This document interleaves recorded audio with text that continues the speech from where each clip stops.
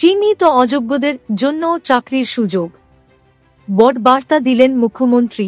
কোন কোন রাস্তা খোলা? যাদের ওএমআর শিটে কারচুপির অভিযোগ উঠেছে তারা নতুন নিয়োগ প্রক্রিয়ায় অংশ নিতে পারবেন না, আর এই চিহ্নিত অযোগ্যরা বেতনও পাবেন না, পরিষ্কার জানিয়ে দিয়েছে দেশের সর্বোচ্চ আদালত।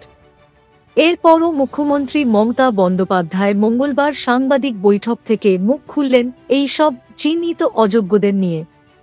জানিয়ে দিলেন, যাদের টাকা ফেরত দেওয়ার কথা বলা হয়েছে এবং যাদের চাকরি বাতিল করা হয়েছে তারা শিক্ষা দপ্তরেও যোগ দিতে পারেন। যাদের টাকা ফেরত দেওয়ার কথা বলা হয়েছে, কি বললেন মুখ্যমন্ত্রী? চাকরি ফেরত চেয়ে আন্দোলনে নেমেছেন যোগ্য শিক্ষক শিক্ষিকা অধিকার মঞ্চ 2016। কিন্তু সুপ্রিম কোর্টের নির্দেশ মাথায় রেখে মঙ্গলবার নতুন করে শিক্ষক নিয়োগের জন্য নতুন বিজ্ঞপ্তি প্রকাশের ঘোষণা করতে গিয়ে চিহ্নিত অযোগ্যদের নিয়েও কথা বললেন মুখ্যমন্ত্রী। তাঁদেরও সামনে অনেক রাস্তা খোলা বুঝিয়ে দিলেন।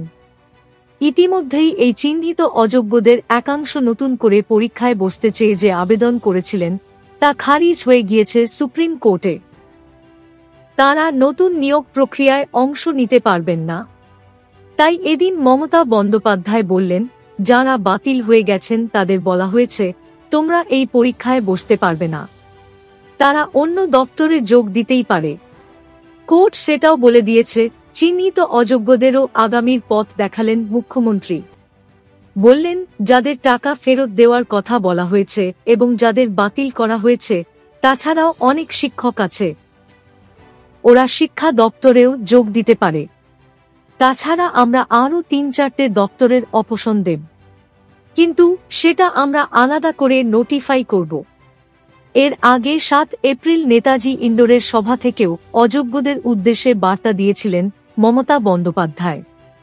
আগে যোগ্যদেরটা হয়ে যাক, বাদ বাকি যারা থাকবেন, যাদের অযোগ্য বলা হচ্ছে তাদের বিরুদ্ধে কি কি প্রমাণ আছে আমি দেখব। গ্রুপ এবং গ্রুপ কর্মীদের কি ঘোষণা? এছাড়া গত 17 এপ্রিল সুপ্রিম কোর্ট স্পষ্ট করে দেয়, শুধুমাত্র যে শিক্ষকরা দাগী বা অযোগ্য হিসাবে চিহ্নিত নন 31 ডিসেম্বর পর্যন্ত তাঁদের চাকরি বহাল থাকবে।